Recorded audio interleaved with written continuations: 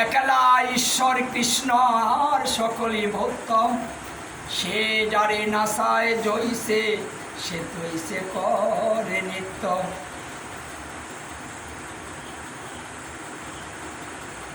হরে কৃষ্ণ। মহতের কৃপা ভিন্ন কার্য সিদ্ধি নাই হয়, কৃষ্ণ ভক্তি দূরের কথা সংসার বন্ধন না হয়। আমাদের এই সমাজে বা সংসারে প্রত্যেকটা জীবনে যদি কোনো মহতের কৃপা তার প্রতি বর্ষিত না হয়, তাহলে সে কখনো কোনো কল্যাণ করতে পারে না। এই জগৎ থেকে মুক্তি হওয়ার কোনো পথ নেই। কৃষ্ণ ভক্তি তো হবেই না, এই সংসার বন্ধন থেকে মুক্ত হওয়ার রাস্তাটা পর্যন্ত হবে না। তার জন্য আমাদের প্রয়োজন হচ্ছে একজন মহতের কৃপা প্রাপ্ত হওয়া। মহতের কৃপা যদি বর্ষিত হয় তাহলে সমস্ত কাজেই সে সিদ্ধি লাভ করতে পারে। সেটা ভজন বলুন, সংসার বলুন, আত্মোন্নতি বলুন, অথবা সংসার বন্ধন থেকে মুক্ত হয়। আর এই মহতের কৃপা লাভের জন্য আমাদের এই ভক্ত সঙ্গ করতে হয়। আজকে যে আয়োজনটা করেছেন, অনুষ্ঠানটা হলো, সেটা কিন্তু একটা মহতী অনুষ্ঠান। এখানে অনেক সাধুগুরু এসেছে, হয়তো আমরা কাউকে চিনি বা কাউকে চিনি না। সাধু কি চিনা বড় কঠিন, শুধু বেশেই সাধু হবে না, বেশ ছাড়াও সাধু হতে পারে। তাহলে এখানে আমাদের বেছে নেওয়াটা বড় কঠিন যে মহৎ কি। দেখুন এই আয়োজনটার লাভ কত, যেটা করলে এই একটা আয়োজনে যদি আপনি মন দিয়ে থাকতে পারেন, প্রত্যেকটা কাজের মধ্যে কায় মনোবাক্যে আপনি নিবেদন করে একেবারে সারাটা দিন কাটাতে পারেন, তাহলে একদিনে আপনার সমস্ত জীবনের পাপ তাপ জ্বালা যন্ত্রণা সমস্ত কিছু ধয়ে মুছে পরিষ্কার হয়ে যাবে। কারণ এমন একজন মহতী লোক যদি এই অনুষ্ঠানে এসে থাকে, যদি আমরা তার সঙ্গ লাভ করে থাকি, যদি তাকে একটু দর্শন করে থাকি, তাহলে দর্শনে জীবের পাপ থাকে না।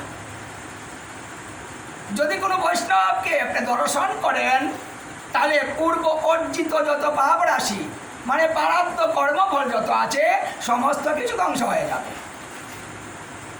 তাহলে প্রারব্ধ কর্মফল কাকে বলে? আমরা যে কর্মটা করেছিলাম, যে কর্মের কারণে আমার কিছু সঞ্চয় হয়েছে, ওই সঞ্চিত ধনটাকে বলা হয় প্রারব্ধ কর্মফল, যেটা আমাদেরকে কর্ম করে কর্তন করতে হবে। মানে আমি যে কর্ম করেছি তার জন্য আমাকে ওই কর্মের ফলটাকে ভোগ করতে হবে। কর্মফল এমনই একটা বস্তু, যদি পৃথিবী ধ্বংস হয়ে যায়, প্রলয় হয়ে যায়, সমস্ত কিছু জলে জলাকার হয়ে যায়, যদি অবশিষ্ট কিছু না থাকে, স্বর্গলোক পর্যন্ত ধ্বংস হয়ে যাবে, শিবলোক ধ্বংস হয়ে যাবে, ব্রহ্মলোক ধ্বংস হয়ে যাবে, শুধু সেই ভৌম জগৎ, সেই গোলক বৃন্দাবন, বৈকুণ্ঠ, ধ্রুবলোক সেইগুলো থাকবে। তার নিচে যাহা আছে সমস্ত কিছু জলে জলাকার হয়ে যাবে। সমস্ত কিছু ধ্বংস হওয়ার পরে আপনার আমার একটা বস্তু থাকবে, আর সেটা হলো কর্ম। 432 কোটি পর্যন্ত, এই 432 কোটি বৎসর পর্যন্ত কর্মফল অক্ষুণ্ণভাবে থাকবে। কথাটা একটু ভালো করে চিন্তা করুন। আপনি যে কর্মটা করবেন, সেই কর্মটা আপনি কেন হিসাব করবেন? আপনি যে কথাটা বলবেন, কথাটা কেন হিসাব করে বলবেন?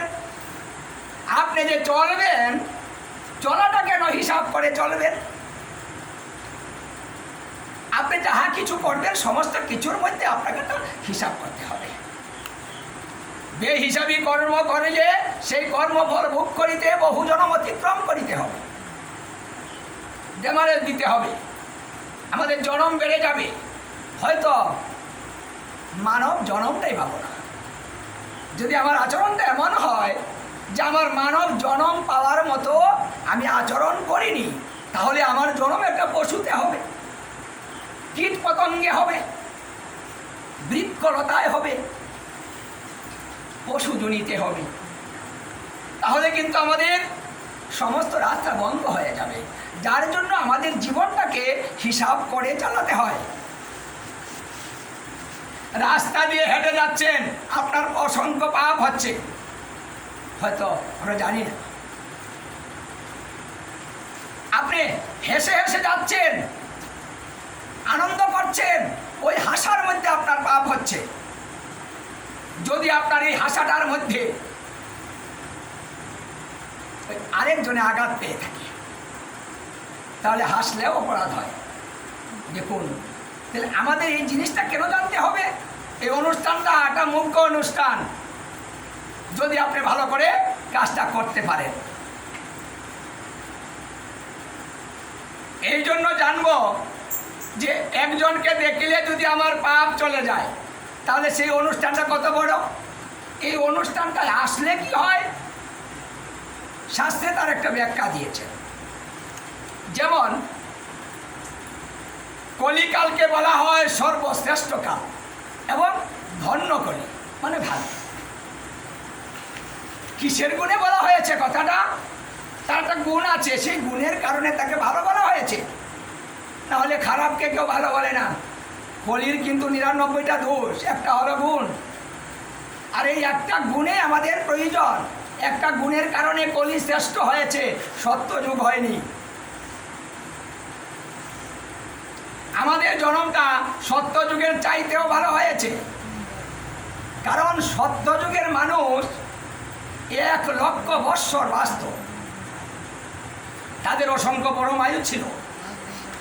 সত্যযুগের পরমায়ু 17,28,000 বৎসর। মানুষের উচ্চতায় 21 হাত হত। প্রাণ ছিল মজ্জাগত, মৃত্যু ছিল ইচ্ছাগত, ধর্ম ছিল তপস্যা। তাহলে দেখুন, 1 লক্ষ বৎসরে যাদের পরমায়ু ছিল, তারাও আমাদের চেয়ে ভালো ছিল না। আমরা কত ভালো তাহলে একটু হিসাব করা যায়। ব্রহ্মাণ্ড পুরাণের যুধিষ্ঠির সংবাদে শ্রীকৃষ্ণ বলেছেন, হে যুধিষ্ঠির মহারাজ, সত্য যুগে 5000 বৎসর তপস্যা করলে যা হয়, এই কলিকালে একাদশী ব্রত করলেই তাহা হয়। মানে আমাদের সঙ্গে আপনি সত্যযুগের তুলনা করুন, তাহলে 5000 বছর তপস্যা করলে আর একটা একাদশীর সঙ্গে তুলনা করা হয়েছে 1 সমান। তাহলে সত্যযুগের মানুষ 5000 বছর যে কষ্টটা করত, রুদ্রে বসে থাকতো, ঝড় তুফানে বসে থাকতো, কত ভয় ছিল, তারা কিন্তু চক্ষু মেলে তাকাতে পারেনি, একভাবে ধ্যানস্থ হতে হতো। এই 5000 বৎসর কত কষ্ট করত, আর আমরা বিনা কষ্টে 5000 বৎসরের তপস্যার ফল প্রাপ্ত হয়ে যাচ্ছি। তাহলে ভালো কে? কোন জনম ভালো, কোন ব্রত ভালো, কোন ধর্মটা ভালো? দেখো, শাস্ত্রীয় কথা, আর ভগবান শ্রীকৃষ্ণ নিজে বলেছেন, সেই কথাটা কাউকে দিয়ে বলাননি। এখন নিজে বিচার করে দেখুন তো, যে সত্যযুগ ভালো ছিল নাকি আমরা ভালো। মানে শাস্ত্র বিচার করলে আপনি নিজেই বুঝতে পারবেন যে আমরা, কারণ আমরা বিনা কষ্টে একটা একাদশী ব্রত করে আমরা 5000 বৎসর তপস্যার ফল প্রাপ্ত হয়ে যাচ্ছি। তাই বেদব্যাস মুনি বলেছেন, হে কলিকাল তুমি ধন্য। তোমাকে আমি ধন্য বলে আখ্যায়িত করলাম, কারণ এত সুন্দর সুযোগ তুমি ছাড়া কেউ আনতে পারেনি। এই কাজটাকে এনেছে। দেখুন, তাহলে সত্যযুগের ধর্ম আমরা একাদশীর মধ্যে পেয়ে গেলাম। চলে গেল সত্যযুগ, চলে আসলো ত্রেতা যুগ। ত্রেতা যুগে যুগের পরমায়ুটা কমে গেল, 12,96,000 বৎসর দাঁড়ালো। মানুষের উচ্চতা কমে গিয়ে 14 হাতে চলে আসলো। প্রাণ হস্তিগত হয়ে গেল। দেখুন, ভিতর থেকে প্রাণটা একটু বাইরে আসলো, এক ধাপ চলে এসেছে, হস্তিগত, হাড়ের মধ্যে প্রাণ। ধর্ম যাগযজ্ঞাদি, ত্রেতা যুগের ধর্ম, অশ্বমেধ যজ্ঞ,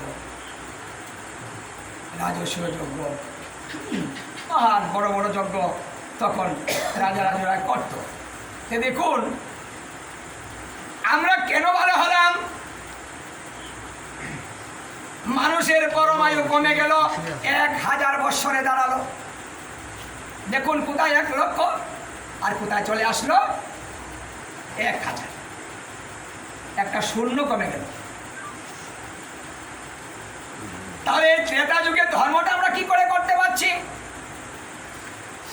শ্রীকৃষ্ণ বলেছেন, যদি গীতা ভাগবত অধ্যয়ন হয়, নাম সংকীর্তন হয়, সাধুগুরু বৈষ্ণবের এইভাবে আজকে যেভাবে আপনারা আয়োজন করেছিলেন, যদি সাধুগুরু বৈষ্ণবের এইভাবে আগমন হয়, সেই জায়গায় যদি কেউ যায়, তাহলে প্রত্যেকটা পদে পদে সে একটা করে অশ্বমেধ যজ্ঞের ফল পায়।